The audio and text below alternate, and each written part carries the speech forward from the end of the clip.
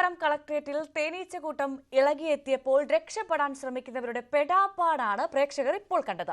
തേനീച്ചക്കൂട്ടത്തിൽ നിന്ന് രക്ഷപ്പെടാൻ sub collector Alfred ഓവിക്കും സാധിച്ചില്ല. വിശദമായി ഈ റിപ്പോർട്ടിലേക്ക് എത്താം. അതിനു മുൻപ് നോക്കാം പ്രധാന തലക്കെട്ടുകൾ. കോഴിക്കോട് ഈങ്ങാപ്പുഴയിൽ ഭർത്താവ് ഭാര്യയെ വെട്ടിക്കൊന്നു. ഭാര്യയുടെ മാതാപിതാക്കൾക്കും പരിക്ക്. ഭർത്താവ് റിയാസ് ഒളിവിൽ. ഷിബിലയെ കൊലപ്പെടുത്തിയത് ലഹരിക്കടിമയെന്ന് പോലീസിൽ പരാതി നൽകിയതിന് പിന്നാലെ.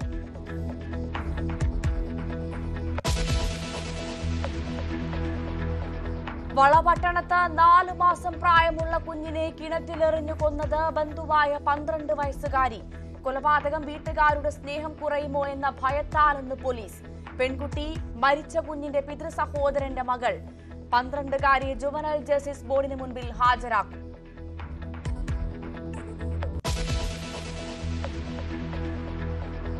കൊല്ലത്തെ കൊലപാതകത്തിനും ആത്മഹത്യയ്ക്കും കാരണം പ്രണയപ്പക. പ്രേരണയായത് ഫെബിന്റെ സഹോദരി വിവാഹത്തിൽ നിന്ന് പിന്മാറിയത്. കുത്തേറ്റ ഫെബിന്റെ പിതാവ് ഗുരുതരാവസ്ഥയിൽ. തേജസിന്റെ മൃതദേഹം സംസ്കരിച്ചു. ഫെബിന്റെ സംസ്കാരം നാളെ.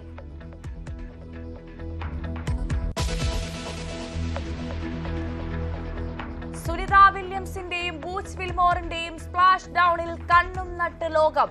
ഫ്രീഡം ഡ്രാഗൺ ക്യാപ്സ്യൂളിന്റെ ലാൻഡിംഗ് പുലർച്ചെ 3:27 അറ്റ്ലാന്റിക് സമുദ്രത്തിൽ. യാത്രാ പേടകം ബഹിരാകാശ നിലയത്തിൽ നിന്ന് വേർപെട്ടത് 11 മണിയോടെ.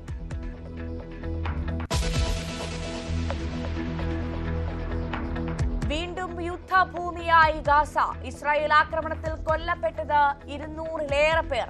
500-ഓളം പേർക്ക് പരിക്ക്. ബന്ദികളെ വിട്ടയച്ചില്ലെങ്കിൽ ആക്രമണം തുടരുമെന്ന് ഇസ്രായേൽ.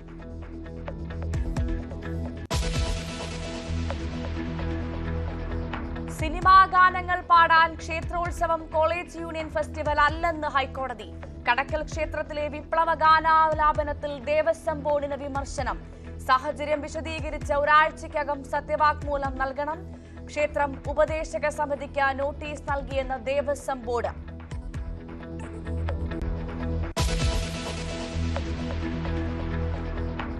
നോക്കുകൂലി കേരളത്തിലെ വ്യവസായ മേഖലയെ തകർത്തെന്ന് നിർമ്മല സീതാരാമൻ. ബസിൽ നിന്ന് ലഗേജ് ഇറക്കാനും നോക്കുകൂലി നൽകണമെന്ന് കേന്ദ്ര ധനമന്ത്രിയുടെ പരിഹാസം. Malayalam sir, Noku means look. Meaning I will be sitting and watching here. I may be a CPM card holder. I'll be sitting and watching, and the person, actual coolie go brings the luggage down, he gets 50 rupees. കേന്ദ്രമന്ത്രി കേരളത്തെ കുറിച്ച് തെറ്റിദ്ധാരണ പരത്തുന്നുവെന്ന് V Sivankutty.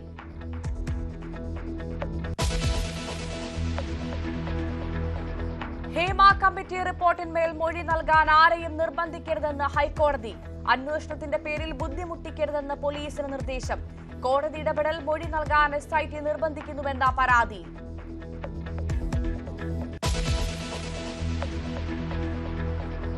Munambam സമരം തെരുവിലേക്ക്. സംസ്ഥാന വ്യാപകമായി പ്രതിഷേധം സംഘടിപ്പിക്കാൻ തീരുമാനം. റവന്യൂ വകുപ്പിന് രൂക്ഷ വിമർശനം. വസ്തുതകൾ മനസ്സിലാക്കുന്നതിൽ സർക്കാർ പരാജയപ്പെട്ടത് സമരസമിതി.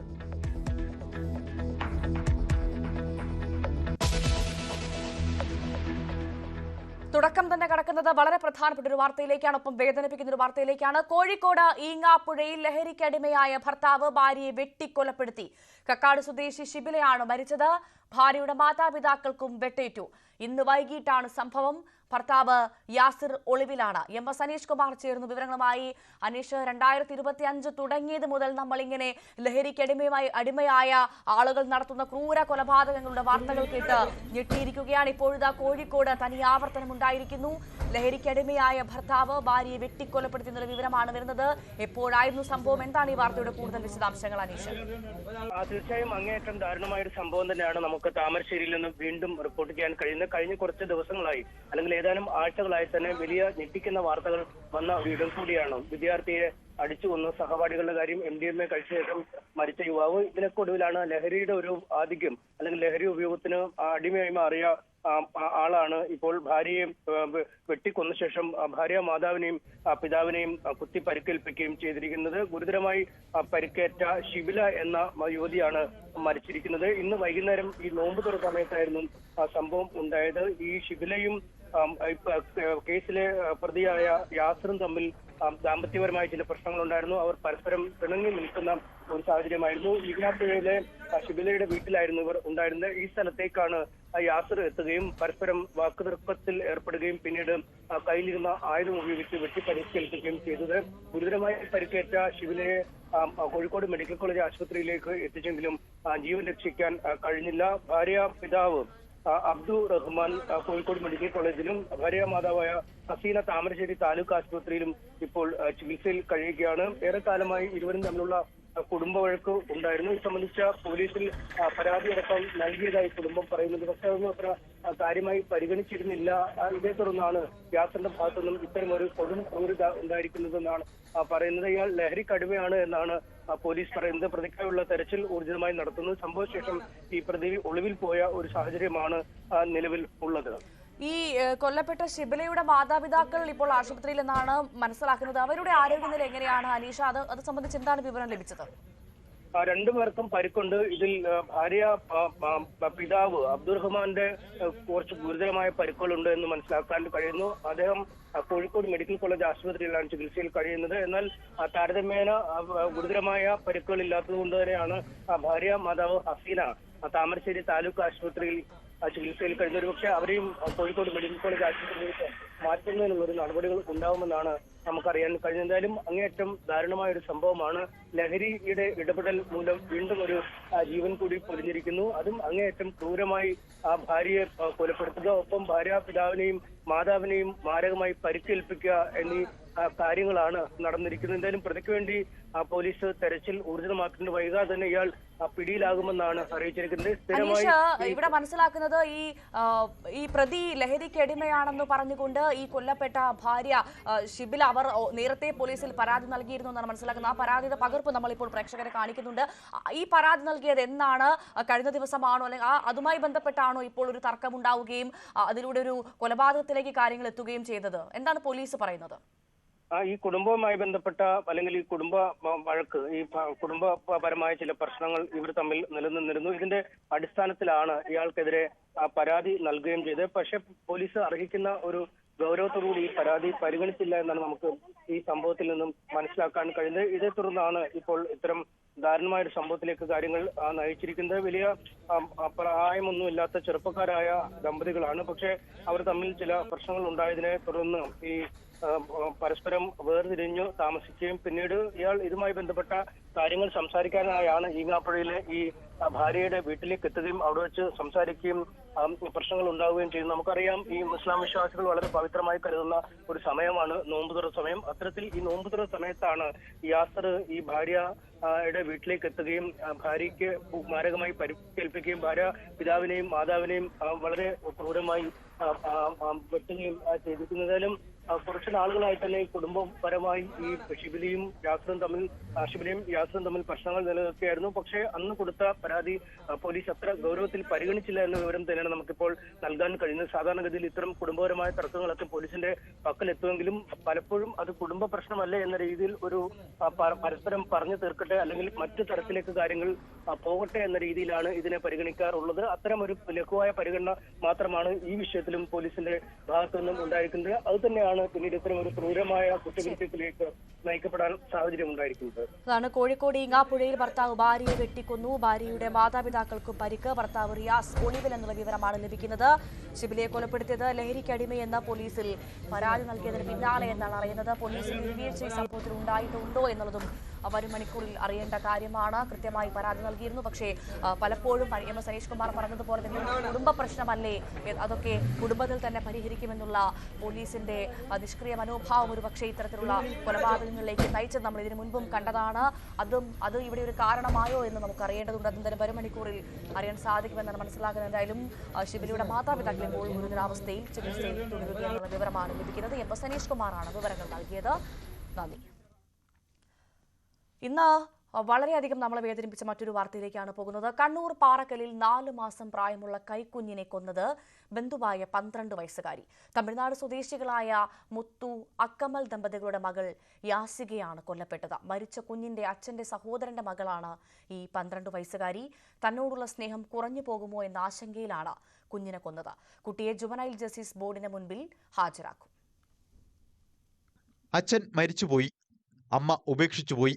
ഇതോടെയാണ് 12 വയസ്സുകാരി അച്ഛന്റെ സഹോദരനായ മുത്തുവിനൊപ്പം എത്തിയത്. മുത്തുവിനും ഭാര്യയ്ക്കും ഒപ്പമായിരുന്നു താമസം. മുത്തു അക്കമൽ ദമ്പതികൾക്ക് കുഞ്ഞു പിറന്നതോടെ തന്നോടുള്ള സ്നേഹം കുറയുമോ എന്ന് 12കാരി ഭയന്നു. ആ മനോനിലയാണ് 12കാരിയെ ക്രൂര കുറ്റകൃത്യം ചെയ്യാൻ പ്രേരിപ്പിച്ചതെന്ന് പോലീസ് പറയുന്നു. കഴിഞ്ഞ ദിവസം രാത്രിയായിരുന്നു സംഭവം.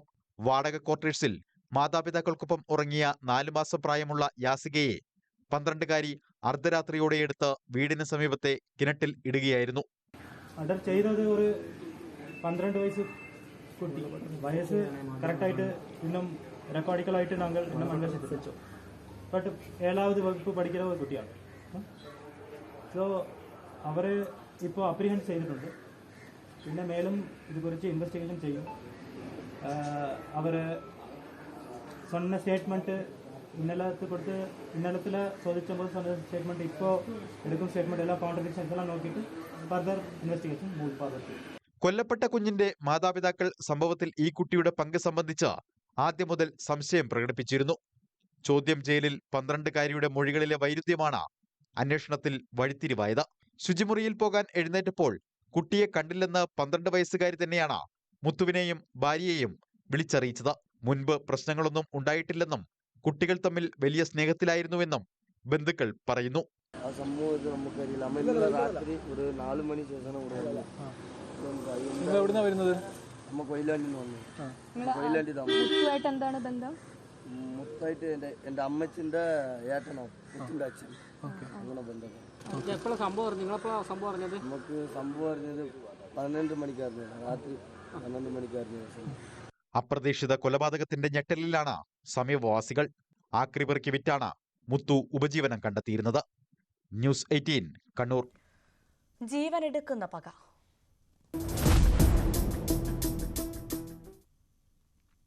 കൊല്ലം ഉളിയക്കോവിലിൽ 22കാരനെ കൊലപ്പെടുത്തിയ ശേഷം യുവാവ് ആത്മഹത്യ ചെയ്ത സംഭവം പ്രണയപ്പക എന്ന നിഗമനത്തിൽ പോലീസ്. ഫെബിൻ ജോർജ് ഗോമസിന്റെ സഹോദരിയെ വിവാഹം ചെയ്തു നൽകാൻ കുടുംബം വിസമ്മതിച്ചതിനെ തുടർന്നുണ്ടായ പ്രകോപനമാണ് കൊലപാതകത്തിലേക്ക് നയിച്ചതെന്നാണ് എഫ്ഐആർ. തേജസിന്റെ മൃതദേഹം സംസ്കരിച്ചു. +2 കാലം മുതൽ ഒരുമിച്ച് പഠിച്ചവരായിരുന്നു ചവറ സ്വദേശിയായ തേജസ് രാജും കൊല്ലപ്പെട്ട ഫെബിൻ ജോർജിന്റെ മൂത്ത സഹോദരിയും. സ്കൂൾ കാലഘട്ടത്തിൽ തുടങ്ങിയ സൗഹൃദം പിന്നീട് വിവാഹാലോചനയിലേക്ക് മാറി. കൊല്ലത്തെ സ്വകാര്യ ബാങ്ക് കോച്ചിംഗ് സെന്ററിൽ ഒരുമിച്ചായിരുന്നു ഇരുവരുടെയും പഠനം. യുവതിക്ക് ബാങ്കിൽ ജോലി ലഭിച്ചെങ്കിലും തേജസിന്റെ ശ്രമം പരാജയപ്പെട്ടു. പിന്നാലെ PSC പരിശീലനത്തിലൂടെ പോലീസ് ടെസ്റ്റിൽ വിജയിച്ചെങ്കിലും കായികക്ഷമതാ പരീക്ഷയിൽ പരാജയപ്പെട്ടതോടെ ഈ ശ്രമവും വിഫലമായി. ജോലിയിൽ പ്രവേശിക്കാതെ വിവാഹം നടത്തിത്തരാൻ ഫെബിന്റെ കുടുംബം സമ്മതിക്കില്ലെന്ന് ബോധ്യപ്പെട്ടതോടെയാണ് തേജസ് രാജ കടുത്ത മാനസിക സമ്മർദ്ദത്തിലായത്. തേജസിന്റെ പെരുമാറ്റത്തിലെ അസ്വാഭാവികതകളെ തുടർന്ന് ഫെബിന്റെ സഹോദരി ഇയാളുമായുള്ള സൗഹൃദം തന്നെ വേണ്ടെന്ന് വെക്കുകയായിരുന്നുവെന്നാണ് പോലീസ് നൽകുന്ന സൂചന. കൊലപാതകം നടന്ന ഉളിയകോവിലിലെ ഫെബിന്റെ വീട്ടിലെത്തി പരിശോധന നടത്തിയ ഫോറൻസിക് സംഘം തേജസ് രാജ് ആക്രമിക്കാൻ ഉപയോഗിച്ച കത്തിയും മുഖം മറയ്ക്കാൻ ഉപയോഗിച്ച പർദ്ദയുടെ ഭാഗങ്ങളും ലൈറ്ററും ഇന്ധനം കൊണ്ടുവന്ന കുപ്പിയുടെ അടപ്പും വീടിന്റെ പരിസരത്ത് നിന്ന് കണ്ടെടുത്തു. ഇൻക്വസ്റ്റ് നടപടികൾ പൂർത്തിയാക്കി പാരിപ്പള്ളി മെഡിക്കൽ കോളേജ് ആശുപത്രിയിലേക്ക് മാറ്റിയ ഫെബിന്റെ മൃതദേഹം കാണാൻ നിരവധി ആളുകളാണ് ആശുപത്രി പരിസരത്ത് തടിച്ചുകൂടിയത്. നാളെയാകും ഫെബിൻ ജോർജിന്റെ സംസ്കാര ചടങ്ങുകൾ നടക്കുക. ആരോഗ്യം വീണ്ടെടുത്ത ശേഷം ജോർജ് ഗോമസിന്റെ വിശദമായ മൊഴി രേഖപ്പെടുത്താനാണ് കൊല്ലം ഈസ്റ്റ് പോലീസിന്റെ തീരുമാനം.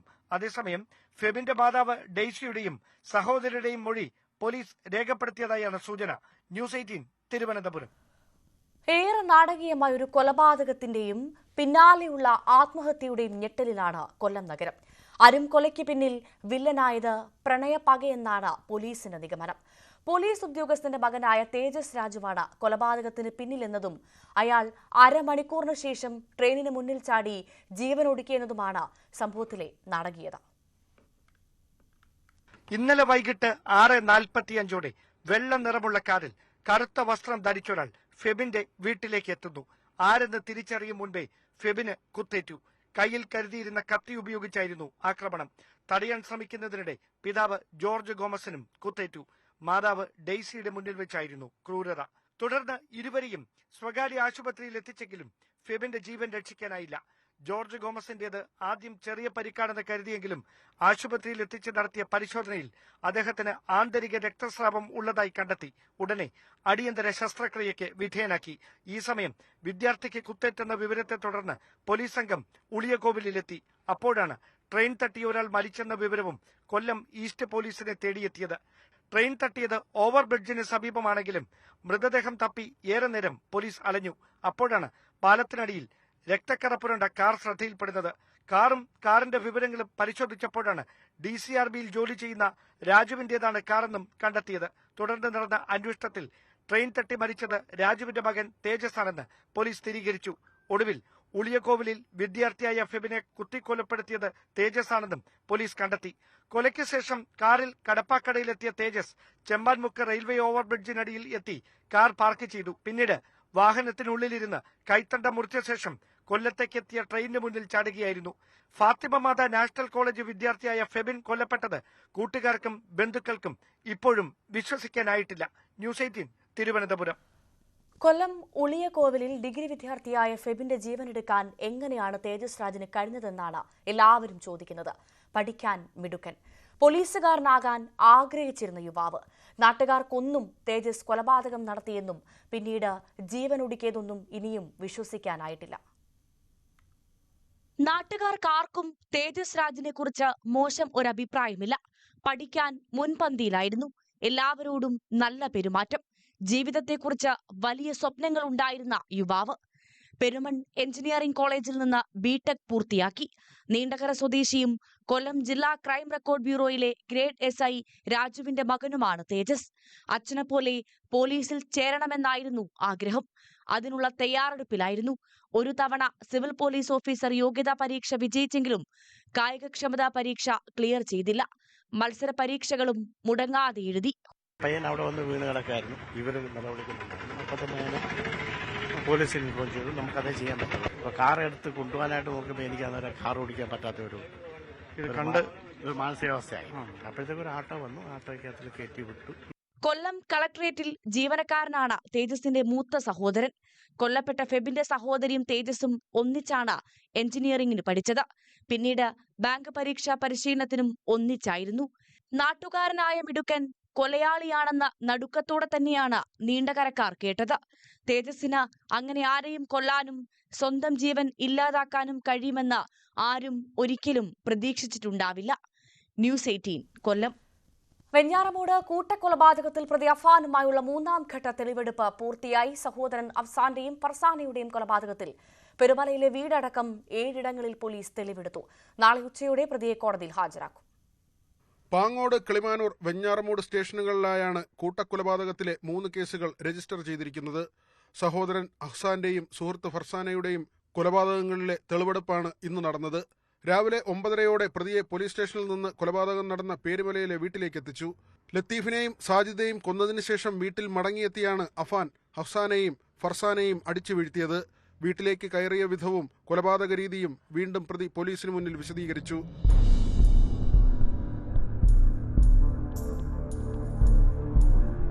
സ്വർണം പണയം വെച്ച ധനകാര്യ സ്ഥാപനത്തിലും എലിവിഷം വാങ്ങിയ കടയിലും തെളിവെടുപ്പ് നടത്തി. പെപ്സി, മുളകുപൊടി, ചുറ്റിക, ബാഗ് എന്നിവ വാങ്ങിയ കടകളിലും പോലീസ് ഒരിക്കൽ കൂടി പ്രതിയെ എത്തിച്ചു.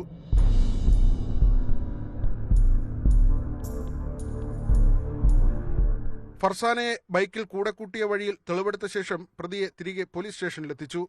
3 കേസുകളിലെയും തെളിവെടുപ്പ് പൂർത്തിയായതിനാൽ വേഗത്തിൽ കുറ്റപത്രം തയ്യാറാക്കി സമർപ്പിക്കാനാണ് അന്വേഷണ സംഘത്തിന്റെ നീക്കം. മാതാവ് ഷെമി പഴയ മൊഴിയിൽ ഉറച്ചു നിൽക്കുന്നത് കേസിനെ ബാധിക്കില്ലെന്നും പോലീസ് വിലയിരുത്തുന്നു. ന്യൂസ് 18 തിരുവനന്തപുരം. കടക്കൽ ദേവീക്ഷേത്രത്തിലെ വിപ്ലവ ഗാനാലാപനത്തിൽ തിരുവിതാംകൂർ ദേവസ്വം ബോർഡിനെ രൂക്ഷമായി വിമർശിച്ച ഹൈക്കോടതി. ക്ഷേത്രോത്സവത്തിൽ ഭക്തിഗാനമാണ് പാടേണ്ടതെന്നും സിനിമാ ഗാനമല്ലെന്നും ഹൈക്കോടതി വ്യക്തമാക്കി. ഹർജിയിൽ ദേവസ്വം അഡീഷണൽ ചീഫ് സെക്രട്ടറിയെ കോടതി സ്വമേധയാ കക്ഷി ചേർത്തു. കടയ്ക്കൽ ക്ഷേത്രോത്സവത്തിന്റെ സമാപന ദിവസം ഗായകൻ അലോഷ് യാദത്തിന്റെ സംഗീത പരിപാടി നടത്തിയത് വിവാദമായിരുന്നു. ക്ഷേത്രോത്സവത്തിൽ വിപ്ലവ ഗാനങ്ങളും CPMന്റെ കൊടിയും ബാനറും ഉപയോഗിച്ചതിലായിരുന്നു വിമർശനം. ജസ്റ്റിസ് അനിൽ കെ നരേന്ദ്രൻ അധ്യക്ഷനായ ദേവസ്വം ബെഞ്ചാണ് കേസ് പരിഗണിച്ചത്. ക്ഷേത്രങ്ങൾ വിപ്ലവഗാനങ്ങൾ പാടാനുള്ള ഇടമല്ല. ക്ഷേത്രത്തിൽ ഇത്തരം പരിപാടികൾ നടത്താൻ പാടില്ല. ക്ഷേത്രോത്സവമാണ്, കോളേജ് യൂണിയൻ ഫെസ്റ്റിവൽ അല്ലെന്നും കോടതി ഓർമ്മപ്പെടുത്തി. ഭക്തരിൽ നിന്നും ശേഖരിക്കുന്ന പണം ഇത്തരം കാര്യങ്ങൾക്ക് വേണ്ടിയല്ല ചെലവാക്കേണ്ടത്. ദൈവത്തിനായി നൽകുന്ന പണം ധൂർത്തടിച്ച് കളയാനുള്ളതല്ലെന്നും ഹൈക്കോടതി പറഞ്ഞു. ഹർജിയിൽ ദേവസ്വം അഡീഷണൽ ചീഫ് സെക്രട്ടറിയെ കോടതി സ്വമേധയാ കക്ഷി ചേർത്തു. സംഭവത്തിൽ വിജിലൻസ് അന്വേഷണം നടത്തുന്നുവെന്ന് തിരുവിതാംകൂർ ദേവസ്വം ബോർഡ് കോടതിയെ അറിയിച്ചു. കടയ്ക്കൽ ദേവീക്ഷേത്രം ഉപദേശക സമിതിക്ക് കാരണം കാണിക്കൽ നോട്ടീസ് നൽകിയിട്ടുണ്ടെന്നും ബോർഡ് കോടതിയെ അറിയിച്ചിട്ടുണ്ട്. ന്യൂസ് 18 കൊച്ചി. ഹേമ കമ്മിറ്റി റിപ്പോർട്ടിന്റെ അടിസ്ഥാനത്തിൽ മൊഴി നൽകാൻ താൽപര്യമില്ലാത്തവരെ നിർബന്ധിക്കരുതെന്ന് ഹൈക്കോടതി. അന്വേഷണ സംഘം ബുദ്ധിമുട്ടുണ്ടാക്കിയാൽ ഹൈക്കോടതിയെ സമീപിക്കാമെന്നും ഹൈക്കോടതി അറിയിച്ചു. മൊഴി നൽകാൻ SIT നിർബന്ധിക്കുന്നുവെന്ന പരാതിയുടെ അടിസ്ഥാനത്തിലാണ് കോടതിയുടെ ഇടപെടൽ. സിനിമയിലെ വയലൻസ് വലിയ രീതിയിൽ സമൂഹത്തെ ബാധിക്കുന്നുണ്ടെന്നും കോടതി പരാമർശിച്ചിട്ടുണ്ട്. ഹേമ കമ്മിറ്റി റിപ്പോർട്ടിന്റെ അടിസ്ഥാനത്തിൽ മൊഴി നൽകാൻ സ്പെഷ്യൽ ഇൻവെസ്റ്റിഗേഷൻ ടീം സമ്മർദ്ദം ചെലുത്തുന്ന പരാതിയുടെ അടിസ്ഥാനത്തിലാണ് ഹൈക്കോടതിയുടെ ഉത്തരവ്. മൊഴി നൽകാൻ താൽപര്യമില്ലാത്തവരെ നിർബന്ധിക്കരുത്. അന്വേഷണത്തിന്റെ പേരിൽ ആരെയും ബുദ്ധിമുട്ടിക്കാൻ പറ്റില്ലെന്നും കോടതി വ്യക്തമാക്കി. അന്വേഷണ സംഘം ബുദ്ധിമുട്ടുണ്ടാക്കിയാൽ ഹൈക്കോടതിയെ സമീപിക്കാമെന്നും ഹൈക്കോടതി പറഞ്ഞു. നോട്ടീസ് കിട്ടിയവർക്ക് മജിസ്ട്രേറ്റിന് മുന്നിൽ മൊഴി നൽകാമെന്നും മൊഴി നൽകാൻ താൽപര്യമില്ലെങ്കിൽ ഹാജരായി ആ വിവരം അറിയിക്കാമെന്നും കോടതി വ്യക്തമാക്കി. ഹേമ കമ്മിറ്റി റിപ്പോർട്ടുമായി ബന്ധപ്പെട്ട 50 കേസുകൾ രജിസ്റ്റർ ചെയ്തെന്ന് നേരത്തെ സർക്കാർ ഹൈക്കോടതിയെ അറിയിച്ചിരുന്നു. ഇതിൽ 4 കേസുകളിൽ അന്വേഷണം പൂർത്തിയാക്കി റിപ്പോർട്ട് സമർപ്പിച്ചെന്നും ഹൈക്കോടതിയെ അറിയിച്ചിരുന്നു.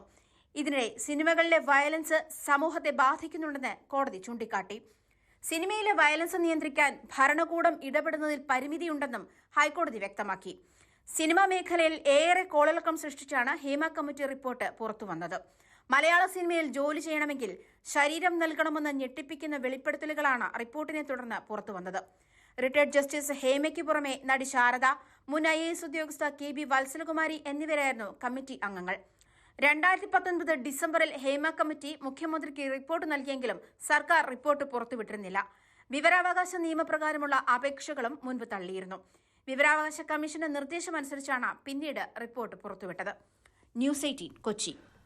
തിരുവനന്തപുരം കളക്ടറേറ്റിൽ തേനീച്ചാക്രമണം. ജീവനക്കാരും പോലീസുകാരും മാധ്യമപ്രവർത്തകരും ഉൾപ്പെടെയുള്ള നിരവധി പേർക്ക് പരിക്കേറ്റു. കളക്ടറേറ്റിൽ ബോംബ് വെച്ചിട്ടുണ്ടെന്ന ഭീഷണി സന്ദേശം നേരത്തെ വന്നിരുന്നു. പരിശോധന നടക്കുന്നതിനിടെയാണ് തേനീച്ചക്കൂട് ഇളകിയത്.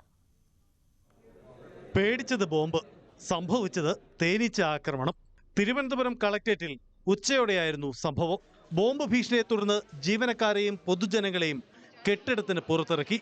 പോലീസ് പരിശോധന കെട്ടിടത്തിൽ നടക്കുന്നതിനിടെയാണ് തേനീച്ചക്കൂട് ഇളകിയത്.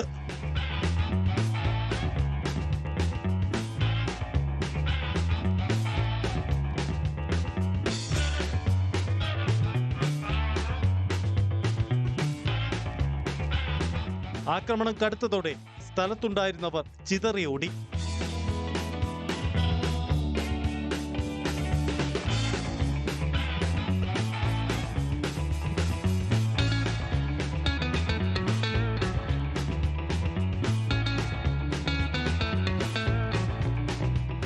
ജീവനക്കാർക്കും പോലീസുകാർക്കും ബോംബ് ഭീഷണി കേട്ടുവന്ന മാധ്യമപ്രവർത്തകർക്കും പരിക്കേറ്റു. പോലീസ് വാഹനങ്ങളിലും ആംബുലൻസുകളിലുമായി പരിക്കേറ്റവരെയും കുടുങ്ങിപ്പോയവരെയും മാറ്റി. കളക്ടർ ഇരിക്കുന്ന ബ്ലോക്കിന് സമീപമായിരുന്നു കൂറ്റൻ തേനീച്ചക്കൂടുണ്ടായിരുന്നത്. ന്യൂസ് 18 തിരുവനന്തപുരം. സൂപ്പർ താരം MS ധോണി അറിയാത്തവരില്ല. നമ്മളെല്ലാം ധോണിയുടെ ആരാധകരാണ്. ക്രിക്കറ്റ് ലോകത്തിന് മാത്രമല്ല വിവിധ മേഖലയിലുള്ളവർക്ക് പ്രചോദനമാണ് ധോണിയുടെ കരിയറും ജീവിതവും. ഇപ്പോൾ ഒരു തരംഗം സൃഷ്ടിക്കാൻ ഒരുങ്ങുകയാണ് ധോണി. ക്രിക്കറ്റ് മൈതാനത്തല്ലെന്നു മാത്രം, യൂറോ ഗ്രിപ്പ് ടയേഴ്സുമായി ചേർന്നായിരിക്കും ഇതെന്നാണ് റിപ്പോർട്ട്. ഇതൊരു ട്വിസ്റ്റാണ്.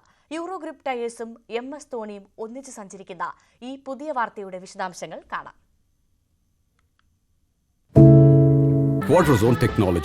കായിക മേഖലയെ തകർത്തത് നോക്കുകൂലിയാണെന്ന് കേന്ദ്ര ധനമന്ത്രി നിർമ്മല സീതാരാമൻ. ബസിൽ നിന്ന് ലഗേജ് ഇറക്കാൻ പോലും കേരളത്തിൽ നോക്കുകൂലി നൽകണം. രാജ്യസഭയിൽ നടന്ന ചർച്ചയ്ക്കിടെയാണ് പരിഹാസം. What is Noku in the Malayalam, sir? Noku means look.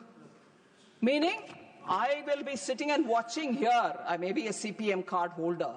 I'll be sitting and watching, and the person, actual coolie brings the luggage down, he gets 50 rupees. But for me, being a card holder member, watching that act itself, I need to get 50 rupees.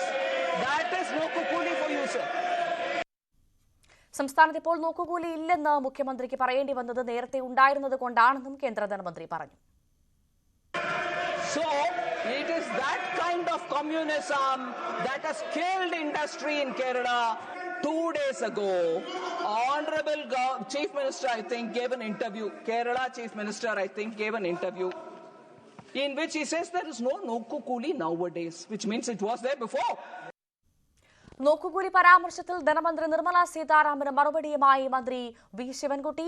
BJP ഭരിക്കുന്ന സംസ്ഥാനങ്ങളെക്കാൾ മികച്ച തൊഴിൽ അന്തരീക്ഷം കേരളത്തിലില്ലെന്നും ധനമന്ത്രി കേരളത്തെക്കുറിച്ച് തെറ്റിദ്ധാരണ പരത്തുകയാണെന്നും ശിവൻകുട്ടി പറഞ്ഞു. കേരളത്തിൽ നോക്കുകൂലി നിരോധിച്ചതാണ്. ഒറ്റപ്പെട്ട സംഭവങ്ങളെ ഉയർത്തിക്കാട്ടി കേരളത്തെ അപമാനിക്കാനാണ് കേന്ദ്രമന്ത്രിയുടെ ശ്രമമെന്നും ശിവൻകുട്ടി പ്രതികരിച്ചു. കേന്ദ്ര ധനമന്ത്രി ശ്രീമതി നിർമ്മല സീതാരാമൻ നുണ പറയുകയാണ്.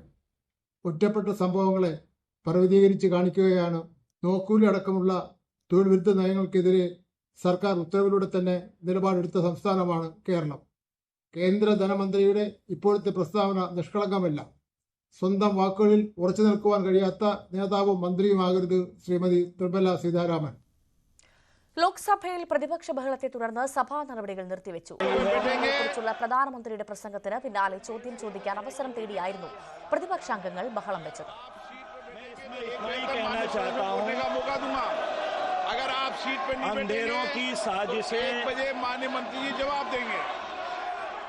കുംഭമേള മഹാവിജയമായിരുന്നുവെന്നും സംഘാടകരായ ഉത്തർപ്രദേശ് സർക്കാരിനെ അഭിനന്ദിക്കുന്നതായും മോദി പറഞ്ഞു. സർക്കാർ के समाज के सभी कर्मयोगियों का अभिनंदन करता हूं. മഹാത്മാഗാന്ധി തൊഴിലുറപ്പ് പദ്ധതിയിൽ വെള്ളം ചേർത്ത നടപടി തിരുത്തണമെന്ന് സോണിയാഗാന്ധി രാജ്യസഭയിൽ ആവശ്യപ്പെട്ടു. ഇടവേള.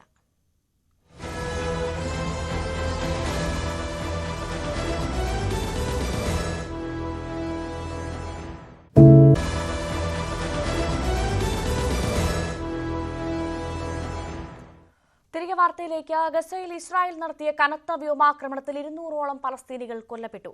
ജനുവരിയിൽ വെടിനിർത്തൽ കരാർ നിലവിൽ വന്ന ശേഷം ഇസ്രായേൽ നടത്തുന്ന ഏറ്റവും കനത്ത ആക്രമണമാണിത്.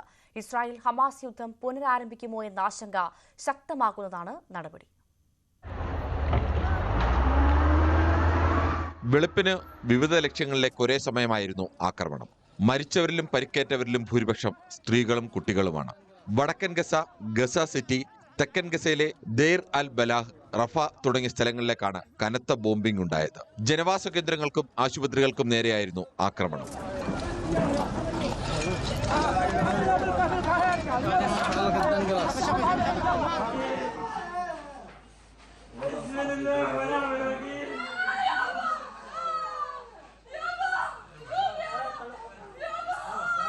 ഇസ്രായേൽ ഹമാസ് വെടിനിർത്തൽ കരാർ നീട്ടുന്നതിനോട് ഹമാസ് വിമുഖത പ്രകടിപ്പിച്ചതിനു പിന്നാലെയായിരുന്നു ആക്രമണം. ഹമാസ് പ്രവർത്തകരെ ലക്ഷ്യമിട്ടുള്ള ആക്രമണമെന്നാണ് ഇസ്രായേൽ വിശദീകരണം. ശക്തമായ ആക്രമണം തുടരുമെന്ന് ഇസ്രായേൽ മുന്നറിയിപ്പ് നൽകി.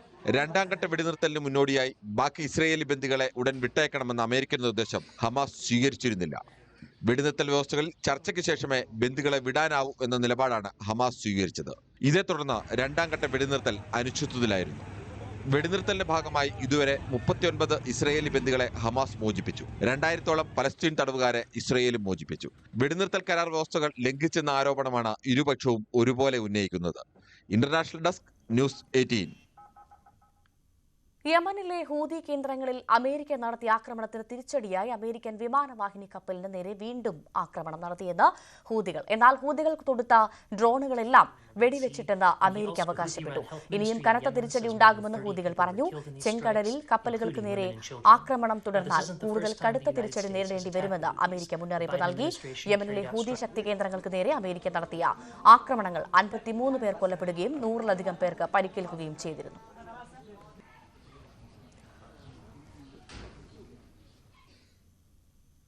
9 മാസത്തെ കാത്തിരിപ്പിനൊടുവിൽ സുനിത വില്യംസും ബൂച്ച് വിൽമോറും അന്താരാഷ്ട്ര ബഹിരാകാശ നിലയത്തിൽ നിന്നും ഭൂമിയിലേക്ക് യാത്ര തിരിച്ചു. ഇവരടക്കം 4 പേരെയും വഹിച്ചുള്ള ഫ്രീഡം ഡ്രാഗൺ ക്യാപ്സ്യൂൾ നാളെ പുലർച്ചെ ഇന്ത്യൻ സമയം 3:27-ന് അറ്റ്ലാന്റിക് സമുദ്രത്തിൽ ഇറങ്ങും. And the crew members who will remain on board the International Space Station, maintaining a continuous human presence on the orbital laboratory. അവർ യാത്ര തിരിച്ചു. ഇനി സുരക്ഷിതമായി ഭൂമിയിലെത്തണം.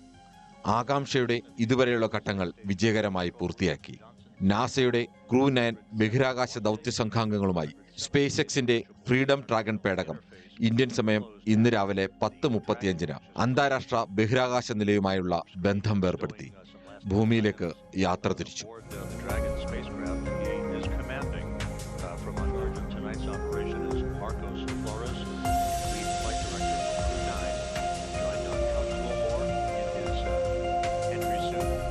ഇനിയുള്ള മണിക്കൂറുകൾ അതിനിർണായകമാണ്. ഇന്ത്യൻ സമയം നാളെ പുലർച്ചെ 2:41 ഡി ഓർബിറ്റ് ബേൺ പ്രക്രിയ തുടങ്ങും.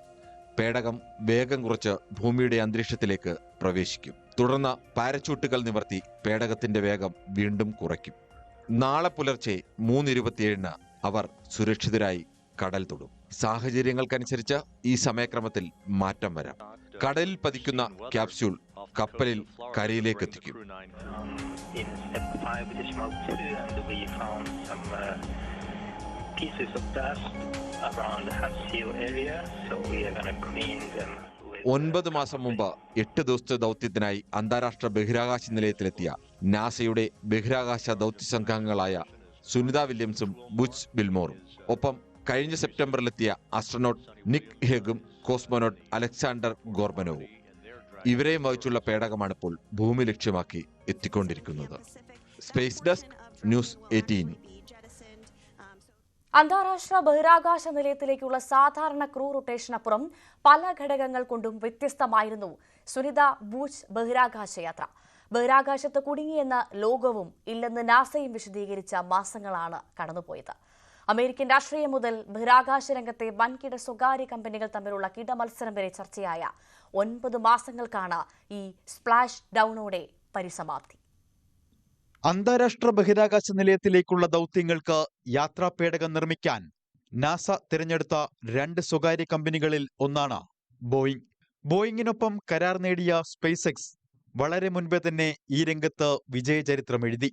അതുകൊണ്ട് തന്നെ എയ്റോസ്പേസ് രംഗത്തെ അമേരിക്കൻ അതികായന്റെ പുത്തനധ്യായം ലോകം ആകാംക്ഷയോടെയാണ് കണ്ടത്. ബോയിങ് സ്റ്റാർലൈനർ പേടകത്തിന്റെ മനുഷ്യനെ വഹിച്ചുകൊണ്ടുള്ള ആദ്യ യാത്രയ്ക്ക് പക്ഷേ തുടക്കം മുതൽ വിഘ്നങ്ങളായിരുന്നു. മെയ് 6 നിശ്ചയിച്ച ദൗത്യം മാറ്റിവെച്ചു. ഹീലിയം ചോർച്ച പരിഹരിച്ച് ജൂൺ 1 വിക്ഷേപണം നടത്തുമെന്ന നാസയുടെ പ്രഖ്യാപനമെത്തിയത് 2024 മെയ് 23. ഒടുവിൽ ലോഞ്ച് പാഡിൽ നിന്ന് സ്വപ്നകുതിപ്പ് 2024 ജൂൺ 5. സുനിതയെയും വിൽമോറിനെയും വഹിച്ച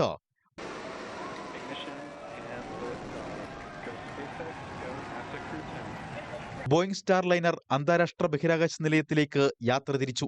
8 ദിവസത്തെ ദൗത്യത്തിനു ശേഷം ജൂൺ 14 മടങ്ങിയെത്താമെന്ന പ്രതീക്ഷയോടെ 24 മണിക്കൂർ നീണ്ട യാത്രയ്ക്കൊടുവിൽ ജൂൺ 6 അന്താരാഷ്ട്ര ബഹിരാകാശ നിലയത്തിൽ ഇരുവരും എത്തിച്ചേർന്നു. ജൂൺ 11, 2024 സ്റ്റാർലൈനറിന് വീണ്ടും തിരിച്ചടികളുടെ തുടർക്കഥ. ഹീലിയം ചോർച്ചയെ തുടർന്ന് മടക്കയാത്ര ജൂൺ 18 മാറ്റി. ത്രസ്റ്ററുകൾ ചതിച്ചു തുടങ്ങിയതോടെ നാസ ഒന്നുറപ്പിച്ചു. അപകട സാധ്യതയുടെ എല്ലാ പഴുതുകളും അടച്ച ശേഷം മതി മടക്കം. ഒടുവിൽ ബോയിങ്ങിന് ക്ഷീണവും സ്പേസ് എക്സിന് ക്ഷണവുമായ ആ പ്രഖ്യാപനമെത്തി. 2024 ഓഗസ്റ്റ് 24 ബോയിങ് സ്റ്റാർലൈനറിന് പകരം മറ്റൊരു ബഹിരാകാശ പേടകത്തിൽ ഇരുവരെയും എത്തിക്കുമെന്ന് നാസ സ്ഥിരീകരിച്ചു. ആളില്ലാ പേടകമായി സ്വയം നിയന്ത്രിത മോഡിൽ ബോയിങ് ഭൂമിയിലേക്ക്. സുനിതയെയും ബുച്ചിനെയും മടക്കിയെത്തിക്കാൻ കരാർ ലഭിച്ച സ്പേസ് എക്സ് യശസ്സിന്റെ പുതിയ കുതിപ്പിലേക്ക്. ബോയിങ് സ്പേസ് എക്സ് കിടമത്സരത്തിൽ സ്പേസ് എക്സിന് വിജയമധുരം. സെപ്റ്റംബർ 28, 2024 4 പേർക്ക് സഞ്ചരിക്കാവുന്ന സ്പേസ് എക്സ് ഡ്രാഗൺ ഫ്രീഡം പേടകത്തിൽ 2 സീറ്റുകൾ ഒഴിച്ചിട്ട് 2 ബഹിരാകാശ യാത്രികർ അന്താരാഷ്ട്ര ബഹിരാകാശ നിലയത്തിലെത്തി. ഗവേഷണങ്ങൾക്കൊപ്പം രാഷ്ട്രീയവും ചർച്ചയായ മാസങ്ങളായിരുന്നു പിന്നീട്. സുനിതയും ബുച്ചും ബഹിരാകാശ നിലയത്തിലിരുന്ന് വോട്ട് രേഖപ്പെടുത്തി. ഫലം വന്നപ്പോൾ അമേരിക്കയിൽ ഭരണമാറ്റം. ബൈഡൻ ഭരണത്തിന്റെ പിടിപ്പുകേടാണ് ഇരുവരുടെയും മടക്കം വൈകാൻ കാരണമെന്ന ചുമതലയേറ്റ ശേഷം president Donald Trump They left him alone. Biden left him up there. And what do you know about that? I know everything about it. I said, we have 2 astronauts that are stuck in space. I have asked Elon, I said, do me a favor. Can you get him out? He said, yes, he is preparing to go up, I think, in 2 weeks. അങ്ങനെ ബഹിരാകാശത്തോളം ചർച്ചയായ രാഷ്ട്രീയ വിഷയമായി Suni Butch യാത്ര. എത്രയും പെട്ടെന്ന് ഇവരെ മടക്കിയെത്തിക്കുമെന്ന ട്രംപിന്റെ പ്രഖ്യാപനത്തോടെ കാലതാമസത്തിന്റെ കഥയ്ക്ക് അപ്രതീക്ഷിത വേഗമായി. പക്ഷേ രാഷ്ട്രീയ മറുപടികൾക്ക് നിൽക്കാതെ ബഹിരാകാശത്ത് ഗവേഷണം തുടർന്നു ഇരുവരും. ചീരകൃഷി മുതൽ നിലയത്തിലെ അറ്റകുറ്റപ്പണികൾ വരെ. ഇതിനിടയിൽ ബഹിരാകാശത്ത് ഏറ്റവും കൂടുതൽ സമയം നടന്ന ചരിത്രവും പുതുക്കിയെഴുതി സുനിത വില്യംസ്. മാർച്ച് 14, 2025 ഫ്ലോറിഡയിലെ കെനഡി സ്പേസ് സെന്ററിൽ നിന്നും സ്പേസ് എക്സ് ക്രൂട്ടൺ അന്താരാഷ്ട്ര ബഹിരാകാശ നിലയത്തിലേക്ക് യാത്ര തിരിച്ചു. ലോകം സുനിതയുടെയും ബുച്ചിന്റെയും മടക്കയാത്രയ്ക്കായി കാത്തിരിപ്പ് തുടങ്ങി. മാർച്ച് 18, 2025 ബഹിരാകാശ നിലയത്തിൽ നിന്നും ഭൂമിയിലേക്ക് യാത്ര പുറപ്പെട്ടു സുനിത വില്യംസും ബുച്ച് വിൽമോറും. ഒപ്പം മറ്റ് 2 യാത്രികരും. ചരിത്ര നേട്ടങ്ങൾക്കൊപ്പം വിവാദങ്ങളും വാർത്തകളും നിറഞ്ഞ 9 മാസക്കാലത്തിനാണ് ക്രൂ 9 സ്പ്ലാഷ് ഡൌണോടെ വിരാമമാകുന്നത്. ക്രൂ 9 സ്പ്ലാഷ് ഡൌൺ ബഹിരാകാശ രംഗത്ത് മോഹങ്ങളുടെയും മോഹഭംഗങ്ങളുടെയും ഒരു പുത്തൻ അധ്യായം തീർത്തിരിക്കുന്നു. News desk, news 18. ലഹരി വ്യാപനം ചെറുക്കാൻ നാടെങ്ങും വലവിരിച്ച് പോലീസ്.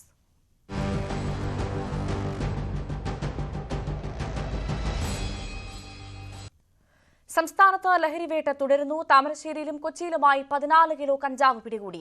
UP ബംഗാൾ സ്വദേശികളാണ് പിടിയിലായത്. കൊച്ചിയിലും തിരുവനന്തപുരത്തും MDMAയും പിടികൂടി. സംസ്ഥാനത്ത് 11 ദിവസത്തിനിടെ 2.15 കോടിയുടെ ലഹരി വസ്തുക്കളാണ് പിടികൂടിയത്. സംസ്ഥാനത്ത് ലഹരിവിരുദ്ധ പോരാട്ടം ശക്തമാക്കിയിട്ടും നിരവധി കേസുകളാണ് റിപ്പോർട്ട് ചെയ്യുന്നത്. ഇന്ന് വിവിധയിടങ്ങളിൽ നടന്ന പരിശോധനയിൽ മയക്കുമരുന്നും ലഹരി ഉൽപ്പന്നങ്ങളും പിടികൂടി. പുലർച്ചെ വർക്കലയിൽ MDMAയുമായി പിടിയിലായത് 3 പേർ.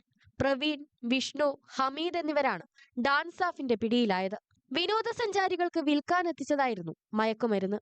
പാലക്കാട് കോട്ടേപ്പാടത്ത് സിഗരറ്റ് പാക്കറ്റിൽ ഒളിപ്പിച്ച MDMAയുമായി അരടങ്കോട് സ്വദേശി മുഹമ്മദ് റിഷാദാണ് പിടിയിലായത്. ശ്രീകൃഷ്ണപുരത്തും മയക്കുമരുന്നുമായി മണലടി സ്വദേശി മുനീർ പിടിയിലായി. പാലാരിവട്ടത്ത് MDMAയുമായി പിടിയിലായത് അസം സ്വദേശിയാണ്. കോട്ടയത്ത് 6 ചാക്ക് നിരോധിത ലഹരി ഉൽപ്പന്നം പിടികൂടി. താമരശ്ശേരിയിലും കൊച്ചിയിലുമായി പിടിച്ചത് 14 കിലോ കഞ്ചാവ്. കൊച്ചിയിൽ ബംഗാൾ സ്വദേശി രോഹൻ ഷെയ്ഖും താമരശ്ശേരിയിൽ 9 കിലോ കഞ്ചാവുമായി 2 UP സ്വദേശികളും പിടിയിലായി. News desk, news 18. സംസ്ഥാനത്തെ ലഹരി വ്യാപനത്തെ ചൊല്ലി നിയമസഭയിൽ ഭരണ പ്രതിപക്ഷ വാക്പോര്. KSUവിന്റെ പേര് കഞ്ചാവ് സ്റ്റുഡൻസ് ഫെഡറേഷൻ എന്ന് മാറ്റണമെന്ന് M നൌഷാദ് പരിഹസിച്ചപ്പോൾ ലഹരി കേസുകളിൽ പ്രതിസ്ഥാനത്ത് SFI ആണ് എന്നായിരുന്നു PK ബഷീറിന്റെ ആക്ഷേപം. സാമൂഹിക വിപത്തെന്ന നിലയിലാണ് പ്രശ്നത്തെ സമീപിക്കേണ്ടതെന്ന സങ്കുചിത രാഷ്ട്രീയത്തിന്റെ കണ്ണിലൂടെയല്ല എന്നുമായിരുന്നു മന്ത്രി MP രാജേഷും മറുപടി നൽകി. 11 വകുപ്പുകളുടെ ധനാഭ്യർത്ഥന ചർച്ചയായിരുന്നു ഇന്ന് സഭയിൽ നടന്നത്. പക്ഷേ നിറഞ്ഞു നിന്നത് ലഹരി. എക്സൈസ് വകുപ്പിനെ പ്രതിസ്ഥാനത്ത് നിർത്തി പ്രതിപക്ഷം, പ്രശംസിച്ച് ഭരണപക്ഷം. KSUവും യൂത്ത് കോൺഗ്രസും SFIയും DYFIയും എല്ലാം വിമർശന വിധേയമായി.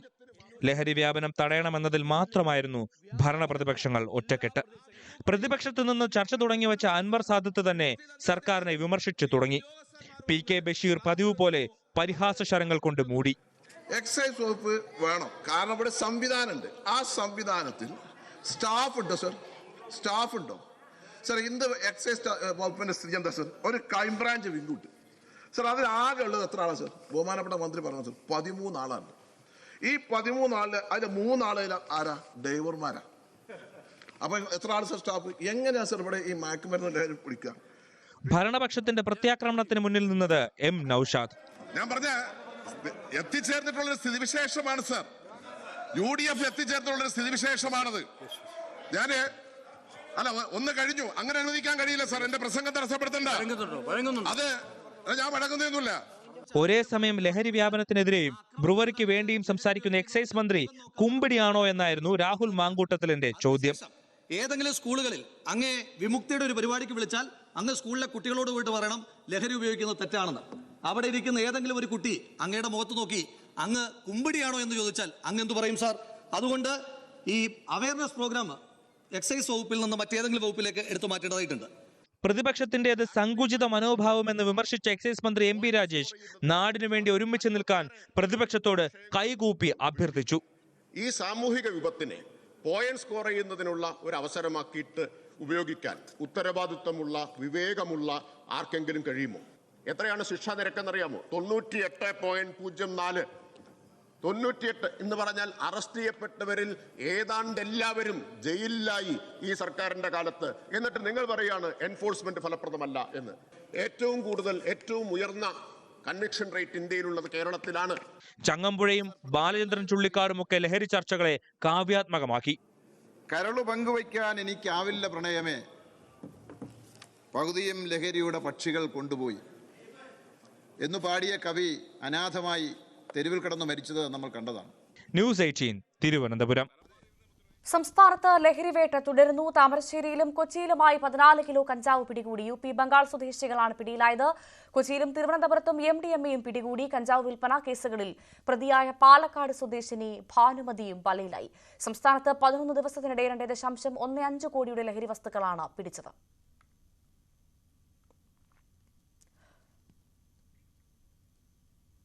കൊച്ചിയിൽ മദ്യപിച്ച റെയിൽവേ പാളത്തിൽ കിടന്നവരെ ട്രെയിൻ നിർത്തി രക്ഷിച്ചു. ആലുവയ്ക്കും അങ്കമാലിക്കുമിടയിൽ കഴിഞ്ഞ ദിവസം രാത്രിയാണ് സംഭവം. ഷാലിമാർ എക്സ്പ്രസ് കടന്നുപോകുന്നതിനിടെയാണ് 2 പേർ പാളത്തിൽ കിടക്കുന്നത് കണ്ടത്. ഇതോടെ ട്രെയിൻ നിർത്തി ജീവനക്കാർ ഇറങ്ങി 2 പേരെയും പാളത്തിൽ നിന്ന് മാറ്റുകയായിരുന്നു.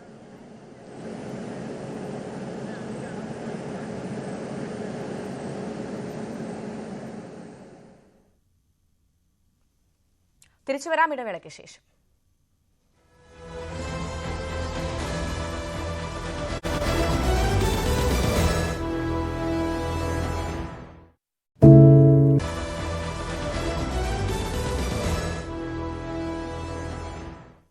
മകളുടെ വിവാഹ ആവശ്യത്തിനായി നിക്ഷേപിച്ച തുക നൽകുന്നില്ല എന്നാരോപിച്ച് ബാങ്കിന് മുന്നിൽ ദമ്പതികളുടെ പ്രതിഷേധം. നെയ്യാറ്റിൻകര ബാരായമുട്ടം സർവീസ് സഹകരണ ബാങ്കിന് മുന്നിലാണ് കുടുംബം കുത്തിയിരുന്ന് പ്രതിഷേധിക്കുന്നത്. 7 വർഷം മുമ്പാണ് തൂയൂർ സ്വദേശി ഗോപാലകൃഷ്ണൻ നായർ 15 ലക്ഷം രൂപ മാരായമുട്ടം സർവീസ് സഹകരണ ബാങ്കിൽ നിക്ഷേപിച്ചത്. മകളുടെ വിവാഹ ആവശ്യത്തിനായി നിക്ഷേപിച്ച പണമാണ് ഇത്. പണം ആവശ്യപ്പെട്ട് ചെന്നപ്പോൾ വിവാഹ സമയം പണം തിരികെ നൽകാമെന്നായിരുന്നു ബാങ്ക് അധികൃതരുടെ ഉറപ്പ്. എന്നാൽ വിവാഹം അടുത്തപ്പോൾ ബാങ്കിനെ വീണ്ടും സമീപിച്ച കുടുംബത്തിന് നേരെ കൈമലർത്തി അധികൃതർ. തുടർന്നാണ് ഗോപാലകൃഷ്ണൻ നായരും ഭാര്യ ലക്ഷ്മിയും മകളും ബാങ്കിന് മുന്നിൽ പ്രതിഷേധിച്ചത്. എന്റെ മകളെ കല്യാണ ആവശ്യത്തിനായി ഞാൻ പലതവണ ഇവിടെ കയറി ഇറങ്ങി. അപ്പോഴത്തെ പറഞ്ഞത് പിന്നെ ഉറപ്പിച്ചാൽ മതി, വാക്കുറപ്പിച്ചാൽ മതി, പൈസ തരാമെന്ന് പറഞ്ഞു. ഇവിടുത്തെ പ്രസിഡന്റ് അന്ന് ഇല്ലായിരുന്നു. ഇപ്പൊ എനിക്ക് നിവൃത്തിയില്ല. 27 വയസ്സായില്ല, നമുക്ക് കല്യാണം കഴിക്കാം. ബാങ്ക് നഷ്ടത്തിലാണെന്നും പണം കിട്ടാനുണ്ടെന്നുമാണ് അധികൃതരുടെ വാദം. എന്നാൽ മകളുടെ വിവാഹം ഉറപ്പിച്ച സാഹചര്യത്തിൽ ആകെയുള്ള കരുതൽ ധനം കിട്ടാതാകുമോ എന്ന ആശങ്കയിലാണ് കുടുംബം. ന്യൂസ് 18 തിരുവനന്തപുരം. മുനമ്പം ഭൂമി വിഷയത്തിൽ സമരം ശക്തമാക്കാൻ സമരസമിതി വസ്തുതകൾ മനസ്സിലാക്കുന്നതിൽ സർക്കാർ പരാജയപ്പെട്ടുവെന്ന് സമിതി ആരോപിച്ചു. സംസ്ഥാന വ്യാപകമായി സമരം ശക്തമാക്കാനാണ് സമിതിയുടെ തീരുമാനം. തങ്ങൾക്ക് അനുകൂലമായ രേഖകൾ കണ്ടെത്തുവാനോ ലഭിച്ചവ വസ്തുതാപരമായി അവതരിപ്പിക്കുവാനോ റവന്യൂ വകുപ്പിന് ഇതുവരെ കഴിഞ്ഞിട്ടില്ലെന്നാണ് ഭൂസംരക്ഷണ സമിതിയുടെ ആരോപണം. സർക്കാർ കേസിനെ ലാഘവത്തോടെയാണ് കണ്ടത്. അതുകൊണ്ടാണ് ജുഡീഷ്യൽ കമ്മീഷൻ നിയമത്തിൽ തിരിച്ചടി നേരിട്ടത്. റവന്യൂ അവകാശങ്ങൾ പുനഃസ്ഥാപിക്കും വരെ സമരം തുടരുമെന്ന് സമരസമിതി കൺവീനർ ബെന്നി ജോസഫ് വ്യക്തമാക്കി. പറവൂർ സബ് കോടതിയുടെ അനുമതിയോടുകൂടിയാണ് അവർ താമസക്കാർ ഭൂമി അവിടെ വാങ്ങിച്ചിട്ടുള്ളത്. അതുകൊണ്ട് റവന്യൂ അവകാശങ്ങൾ അവർക്ക് പുനഃസ്ഥാപിച്ചു കൊടുക്കണം. വഖഫാണോ അല്ലയോ എന്ന് തീരുമാനിക്കാൻ ട്രിബ്യൂണലിൽ കേസുകൾ നടക്കുന്നുണ്ട്. അതിനുശേഷമാകാം. അങ്ങനെ രേഖകൾ ശരിയായ രീതിയിൽ പരിശോധിച്ച് ഞങ്ങൾക്ക് റവന്യൂ അവകാശങ്ങൾ സ്ഥാപിച്ച് കിട്ടുവാനായിട്ട് സാധിക്കും. മുനമ്പത്ത് ഭൂസംരക്ഷണ സമിതി നടത്തുന്ന സമരം 157 ദിവസം പിന്നിടുകയാണ്. നിയമ പോരാട്ടത്തിനൊപ്പം തെരുവിൽ സമരം ശക്തമാക്കാനും സമിതി തീരുമാനിച്ചിട്ടുണ്ട്. അതേസമയം മുനമ്പം കേസിന് പിന്നിലുള്ളവരുടെ സാമ്പത്തിക സ്രോതസ് അന്വേഷിക്കണമെന്നാവശ്യപ്പെട്ട് ദേശീയ അന്വേഷണ ഏജൻസിക്ക് പരാതി നൽകാനുള്ള നീക്കവുമായി സമിതി മുന്നോട്ടു പോവുകയാണ്. ന്യൂസ് 18 കൊച്ചി. ചോദ്യപേപ്പർ ചോർച്ച കേസിലെ മുഖ്യപ്രതി MS സൊല്യൂഷൻസ് CEO മുഹമ്മദ് ഷുഹൈബിന്റെ ജാമ്യാപേക്ഷ കോടതി തള്ളി. താമരശ്ശേരി 1ാം ക്ലാസ് മജിസ്ട്രേറ്റ് കോടതിയാണ് ജാമ്യാപേക്ഷ തള്ളിയത്. കേസ് ഇന്നലെ പരിഗണിച്ചെങ്കിലും വിധി പറയാനായി ഇന്നത്തേക്ക് മാറ്റുകയായിരുന്നു. അതേസമയം 4ാം പ്രതി അബ്ദുൾ നാസറിന്റെ റിമാൻഡ് ഏപ്രിൽ 1 വരെ നീട്ടി. സ്വാമി ശ്വാശ്വതികാനന്ദയുടെ മരണത്തിൽ ഇനി അന്വേഷണം ആവശ്യമില്ലെന്ന് ഹൈക്കോടതി. സ്വാമിയുടേത് മുങ്ങി മരണമാണെന്ന് ക്രൈംബ്രാഞ്ച് പ്രത്യേക അന്വേഷണ സംഘത്തിന്റെ കണ്ടെത്തലിന്റെ അടിസ്ഥാനത്തിലാണ് കോടതി ഉത്തരവ്. All Kerala anti corruption and human rights protection council സമർപ്പിച്ച ഹർജി തള്ളിക്കൊണ്ടാണ് ജസ്റ്റിസ് കൌസർ എടപ്പകത്തിന്റെ ഉത്തരവ്. കോഴിക്കോട് താമരശ്ശേരിയിൽ നിന്നും കാണാതായ 13-കാരിയെ ബംഗളൂരുവിൽ കണ്ടെത്തി. കർണാടക പോലീസാണ് പെൺകുട്ടിയെയും ഒപ്പമുണ്ടായിരുന്ന യുവാവിനെയും കണ്ടെത്തിയത്. ഇവരെ നാട്ടിലെത്തിക്കാൻ താമരശ്ശേരി പോലീസ് ബംഗളൂരുവിലേക്ക് പുറപ്പെട്ടു. കഴിഞ്ഞ 11-ാം തീയതിയാണ് പെൺകുട്ടിയെ കാണാതായത്. തനിക്കെതിരായ സൈബർ ആക്രമണങ്ങൾ പെയ്ഡെന്ന് ജി സുധാകരൻ. ആസൂത്രിത നീക്കത്തിന് പിന്നിൽ 70 അംഗ സംഘമെന്നും സുധാകരൻ ന്യൂസ് 18നോട്. ജി ഭുവനേശ്വറിനെ പരാമർശിച്ചുള്ള വിമർശനങ്ങൾക്ക് വൈകാരികമായാണ് അദ്ദേഹം പ്രതികരിച്ചത്. KPCC പരിപാടിയിൽ പങ്കെടുത്തതിന് കൃത്യമായ ന്യായീകരണങ്ങളും ജി സുധാകരൻ മുന്നോട്ട് വയ്ക്കുന്നുണ്ട്. സുധാകരനെതിരായ സൈബർ ആക്രമണങ്ങൾക്ക് പിന്നിൽ ജില്ലയിലെ ഒരു വിഭാഗം നേതാക്കളുടെ അനുയായികളാണെന്ന ആക്ഷേപം നിലനിൽക്കുന്നുമുണ്ട്. ജി സുധാകരനെതിരെയുള്ള സൈബർ ആക്രമണങ്ങൾക്ക് പിന്നിൽ ആലപ്പുഴയിലെ പാർട്ടിക്കുള്ളിലെ പുതുനിരയാണെന്ന ആരോപണം ശക്തി പ്രാപിക്കുന്നതിനിടയിലാണ് സുധാകരന്റെ വൈകാരിക പ്രതികരണം. തനിക്കെതിരായ സോഷ്യൽ മീഡിയ പ്രചാരണങ്ങൾ പെയ്ഡാണെന്ന് സുധാകരൻ തുറന്നടിച്ചു. ഇത് മനഃപൂർവ്വം ആസൂത്രണം ചെയ്ത ഒരു സെറ്റാണ്. അതിലൊരു 60-70 പേരാണ് മൊത്തം ഇതുവരെ പങ്കെടുത്തിരിക്കുന്നത്. അതിന് നമ്പരൊക്കെ ഉണ്ട്. എല്ലാം കൂടെ മാറി. ആലപ്പുഴയിലെ നേതൃത്വത്തിന് പങ്കുണ്ടോ? ഒരു നേതൃത്വത്തിന് ഇതിൽ പങ്കില്ല. നേതൃത്വം ഒന്നും തീരുമാനിച്ചിട്ടല്ല. പിന്നെ ആരെങ്കിലും എവിടെയെങ്കിലും വല്ല കേഡർമാർ ഇവരെ പ്രോത്സാഹിപ്പിക്കുന്നുണ്ടെങ്കിൽ അവർക്ക് താമസിയാതെ കിട്ടിക്കോളും. എനിക്ക് എൻ്റെ അറിവിൽ ആരുമില്ല.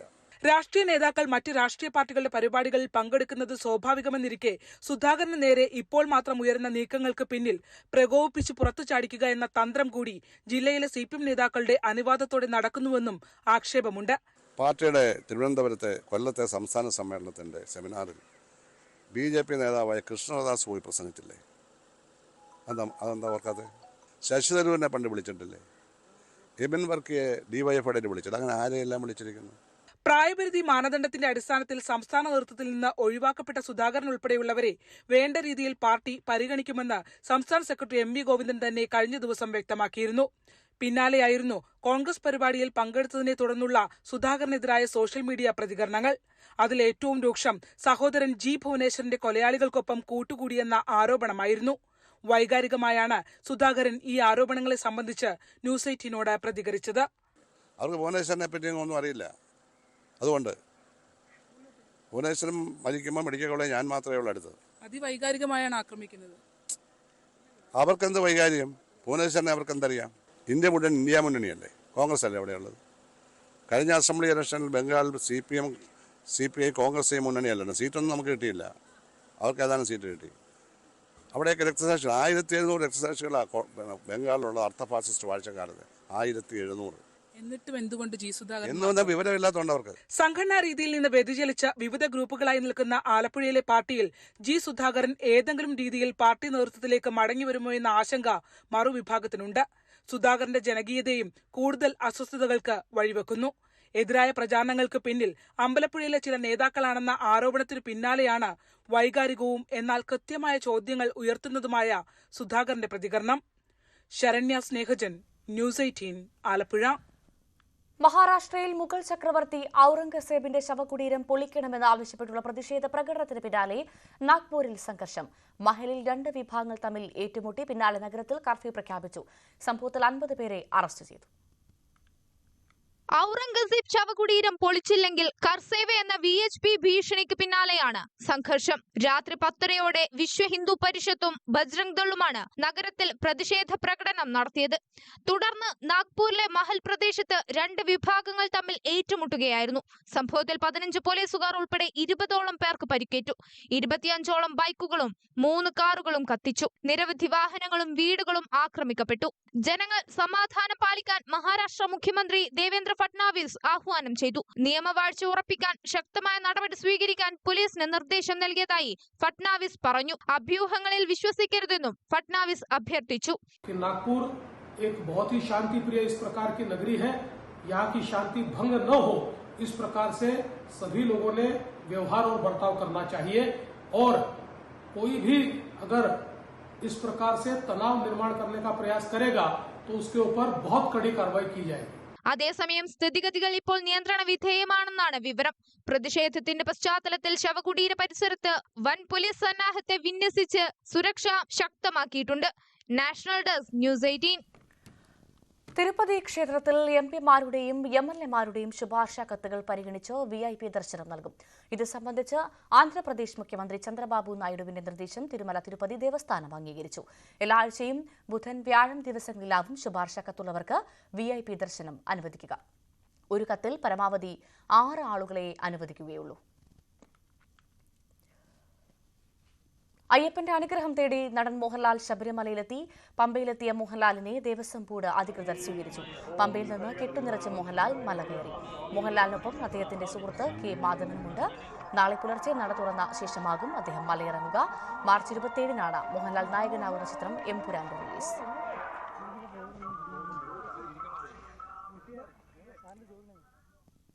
ഇടുക്കി വണ്ടിപ്പെരിയാറിൽ വെടിയേറ്റ് ചത്ത കടുവയുടെ കാലിനേറ്റ മുറിവ് വിശദമായി അന്വേഷിക്കാൻ വനംവകുപ്പ്. വെടിയേറ്റ മുറിവ് കൂടാതെ കടുവയുടെ നെഞ്ചിന്റെ ഭാഗത്ത് ആഴത്തിലുള്ള മുറിവും കണ്ടെത്തി. വണ്ടിപ്പെരിയാർ ഗ്രാമ്പിയിൽ 14 വയസ്സുള്ള പെൺകടുവയാണ് വനപാലകരുടെ വെടിയേറ്റ് ചത്തത്.